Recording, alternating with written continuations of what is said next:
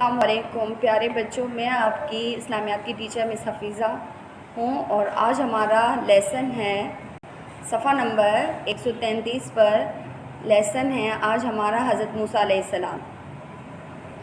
حضرت موسیٰ علیہ السلام مصر میں پیدا ہوئے۔ اس دور میں مصر پر فرعون کی حکومت تھی۔ فرعون ایک ظالم بادشاہ تھا۔ حکومت اور طاقت کی وجہ سے وہ اپنے آپ کو خدا کہتا تھا۔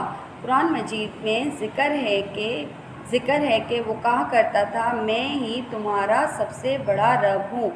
ایک رات فرعون نے خوفناک خواب دیکھا۔ صبح اس نے بڑے بڑے جادوگروں اور نجومیوں کو دربار میں بلایا، ان سے اس خواب کی تعبیر بتانے کے لیے کہا۔ انہوں نے بتایا کہ بنی اسرائیل میں ایک ایسا بچہ پیدا ہوگا جو تمہاری بربادی کا سبب بنے گا۔ خواب کی تعبیر سن کر فرعون پریشان ہو گیا۔ اس نے فوراً اعلان کر دیا کہ اسرائیلی قوم میں جو بچہ بھی پیدا ہو اسے قتل کر دیا جائے۔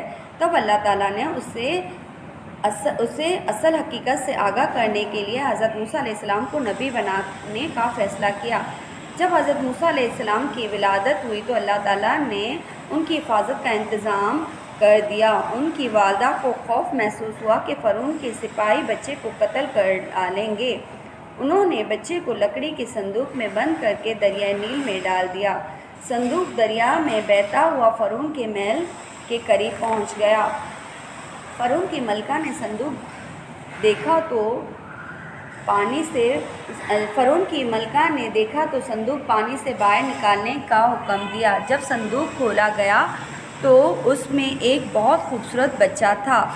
ملکہ کو بچہ پسند آ گیا اور اس نے اپنے پاس رکھنے کا فیصلہ کر لیا۔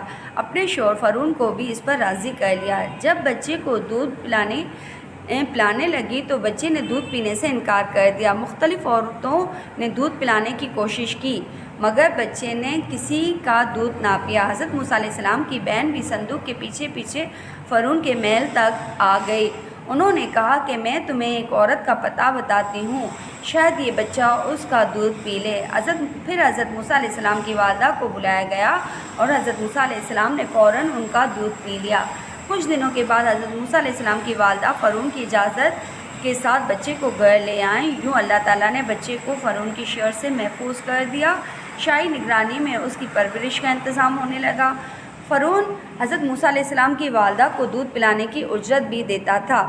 حضرت موسیٰ علیہ السلام شہزادے کی حیثیت سے پرورش پا کر جوان ہوئے۔ انہوں نے دیکھا کہ ان کی قوم بنی اسرائیل پر فرعون کی قوم بے حد ظلم کرتی ہے، چنانچہ وہ بنی اسرائیل کے مظالموں کی مدد بھی کرتے تھے۔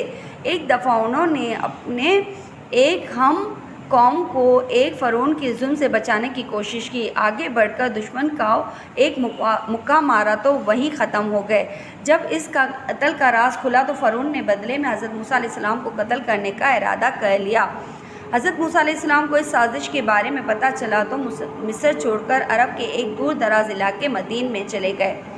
مدین میں آپ نے 10 سال گزارے، پھر آپ نے واپس مصر جانے کا ارادہ کیا۔ اس سفر میں آپ کی بیوی بھی آپ کے ساتھ تھی۔ مصر واپس جاتے ہوئے آپ فلسطین کے علاقے میں کوہ طور کے قریب سے گزرے۔ یہیں اللہ تعالیٰ نے آپ کو نبوت عطا کی۔ آپ کے حکم دیا کہ فرعون کے پاس جائیں اور اسے سیدھے راستے کی طرف بلائیں۔ اس موقع پر اللہ تعالیٰ نے آپ کو 2 معجزے عطا کیے، ایک لاٹھی کا سانپ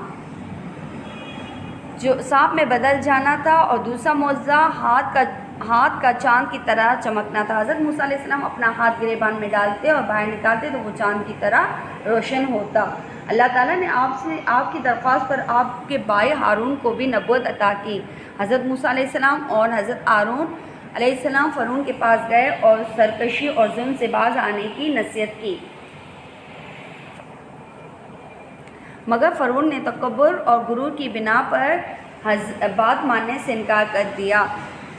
جب حضرت موسیٰ علیہ السلام نے معجزے دکھائے تو آپ نے جادوگر ہونے کا الزام لگا دیا۔ پھر مصر کے 80,000 جادوگروں کے مقابلے میں بلایا گیا۔ مقابلے کے دوران جادوگر ایک بڑے میدان میں ہزاروں کی تعداد میں رسیاں اور لکڑیاں جمع کیں۔ جب انہوں نے جادو کیا تو رسیاں اور لکڑیاں سانپ نظر آنے لگی۔ اس کے بعد حضرت موسیٰ علیہ السلام نے اپنا عصا پھینکا تو وہ ایک بہت بڑا سانپ بن گیا اور سب سانپوں کو نگل گیا۔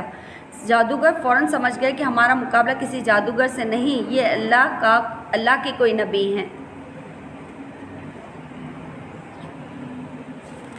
ٹھیک ہے، اس طرح آپ لوگوں کا چیپٹر ختم ہو گیا، اور حضرت موسیٰ علیہ السلام نے کس طرح، اب میں آگے آپ کو بتاتی ہوں کہ انہوں نے کس طرح فرعون کی قوم کو فنا کر دیا یا ختم کر دیا۔ ایک دن حضرت موسیٰ علیہ السلام رات کے اندھیرے میں بنی اسرائیل کو لے کر مصر سے فلسطین کے لیے روانہ ہوئے۔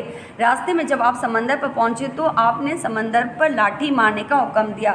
لاٹھی مارنے سے سمندر میں 12 راستے بن گئے۔ حضرت موسیٰ علیہ السلام اپنی قوم کو لے کر حفاظت کے ساتھ سمندر پار کر گئے۔ فرعون بھی آپ کو پیچھا کرتے کرتے سمندر میں داخل ہو گیا۔ جب سمندر کے درمیان میں پہنچا تو اللہ تعالیٰ کے حکم سے پانی آپس میں مل گیا اور فرعون اپنی فوج سمیت سمندر میں غرق ہو گیا۔ جب وہ پانی میں ڈوب رہا تھا تب کہنے لگا، میں موسیٰ اور ہارون کے رب پر ایمان لاتا ہوں، مگر اب ایمان لانے کا کوئی فائدہ نہیں تھا۔ اللہ تعالیٰ نے اسے تمام لوگوں کے لیے عبرت بنا دیا۔